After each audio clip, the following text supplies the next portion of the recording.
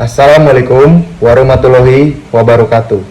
Selamat siang Bapak Ibu, terutama Ibu Dr. Neni Musyarofah, SPMSI, selaku dosen pengampu mata kuliah Sistem Pertanian Organik, serta rekan-rekan sekalian. Sebelumnya, perkenalkan, nama saya Nehemia Prameswara.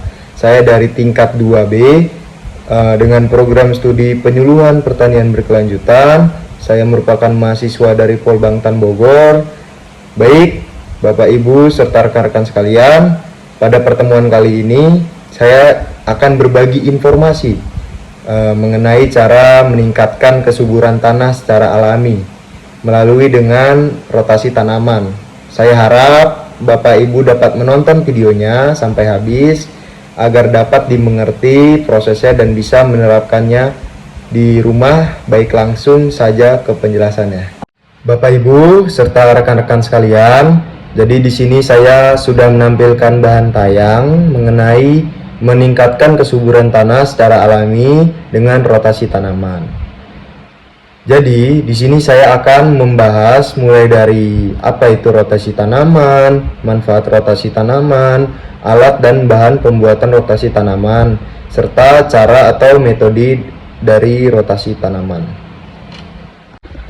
Jadi pertanian berkelanjutan adalah pendekatan yang bertujuan untuk menjaga kesuburan tanah, mengurangi dampak negatif terhadap lingkungan, dan memastikan keberlanjutan produksi pangan.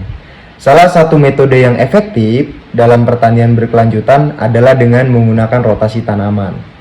Apa sih rotasi tanaman itu? Jadi rotasi tanaman itu adalah praktik menanam berbagai jenis tanaman secara bergantian di lahan yang sama dalam rentang waktu tertentu. Rotasi tanaman juga adalah metode penting dalam sistem budidaya, terutama organik, karena memiliki berbagai keunggulan. Nah, untuk rotasi tanaman itu seperti yang sudah dijelaskan, merupakan praktik pergiliran jenis tanaman yang ditanam pada suatu lahan dalam jangka waktu tertentu untuk menjaga kesuburan tanah, mengendalikan hama dan penyakit, serta meningkatkan produktivitas pertanian. Nah, untuk manfaat sendiri, jadi manfaat dari rotasi tanaman itu sendiri berbagai macam. Salah satunya yang pertama itu mampu mengurangi intensitas serangan hama atau penyakit. Kedua, membantu meningkatkan kesuburan tanah dan siklus nutrisi. Ketiga, mampu membentuk ekosistem mikro yang stabil. Keempat, membantu mengurangi risiko erosi tanah. Kelima, membantu memenuhi kebutuhan pasar. Keenam, melakukan penindasan gulma dan keberlanjutan peningkatan kesuburan tanah. Next.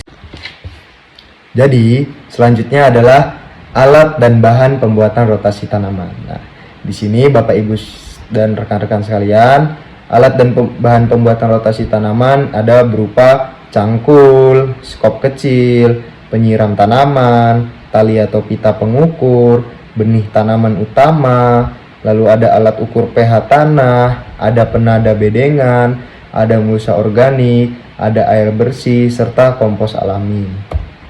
Next. Nah, jadi cara atau metode rotasi tanaman itu sendiri. Untuk metode rotasi tanaman ini pertama kali dipopulerkan pada abad ke-18 oleh Charles Townsend yang berasal dari Inggris. Jadi dia mengatakan sistem ini membagi lahan menjadi 4 bagian dengan cara secara bergantian menanam jenis tanaman berbeda selama 4 tahun yang meningkatkan kesuburan tanah dan produktivitas. Prinsipnya melibatkan urutan tanaman yang saling melengkapi. Jadi untuk gambarannya sendiri, pada tahun pertama itu bisa dengan tanaman kacang-kacangan yang merupakan tanaman pengikat nitrogen. Lalu tanaman polong-polongan seperti kacang polong dan buncis yang memiliki kemampuan alami untuk bersimbiosis dengan bakteri yang dapat mengikat nitrogen dari udara. Nah, proses ini itu mengubah nitrogen atmosfer menjadi bentuk yang dapat dimanfaatkan oleh tanaman lain, sehingga memperkaya kandungan nutrisi dalam tanah. Dilanjut untuk tahun kedua, yaitu tanaman brassica atau pemakan nutrisi tinggi. Jadi tanaman ini itu berasal dari keluarga kubis seperti kubis dan brokoli yang membutuhkan asupan nutrisi yang tinggi.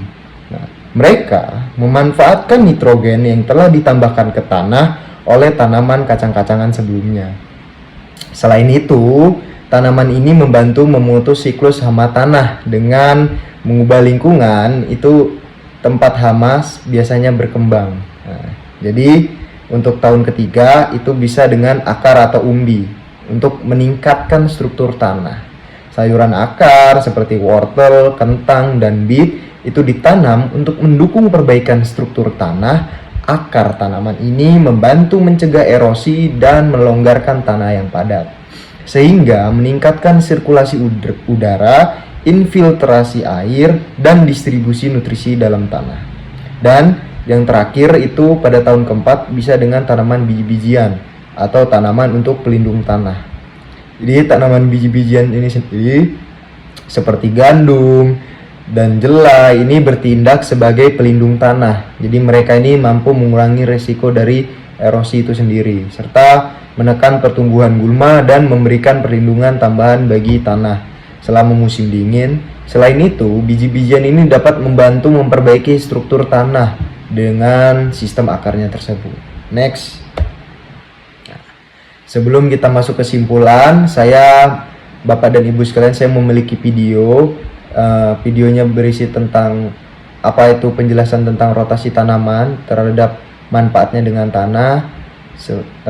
Semoga dengan video yang saya tampilkan sebentar lagi, Bapak Ibu dapat memahami penjelasan dan menambah informasi dari yang sudah saya sampaikan.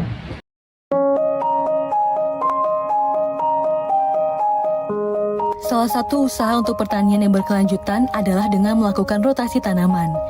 Rotasi tanaman adalah praktik penanaman berbagai jenis tanam di satu lahan secara bergantian dari musim ke musim atau tahun ke tahun.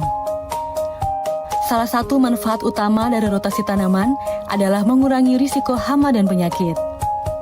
Ketika tanaman yang sama ditanam secara terus-menerus di area yang sama, hama dan penyakit dari spesifik tanaman tersebut dapat berkembang biak dengan cepat.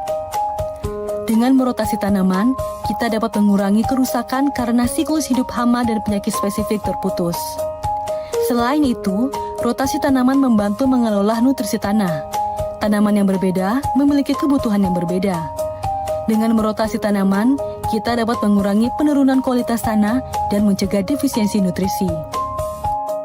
Contohnya, setelah menanam tanaman yang mengonsumsi banyak nitrogen seperti jagung, kita bisa menanam tanaman penambat nitrogen seperti kacang-kacangan yang dapat memperbaiki kadar nitrogen tanah. Ini menjaga keseimbangan nutrisi dan mengurangi kebutuhan pemupukan tambahan. Rotasi tanaman juga dapat meningkatkan bahan organik tanah, memperbaiki struktur tanah, mengurangi degradasi tanah, dan dapat meningkatkan hasil panen sehingga keuntungan pertanian lebih besar dalam jangka panjang. Dengan merotasi tanaman, kita tidak hanya meningkatkan hasil panen, tetapi juga menjaga kesehatan tanah dan lingkungan.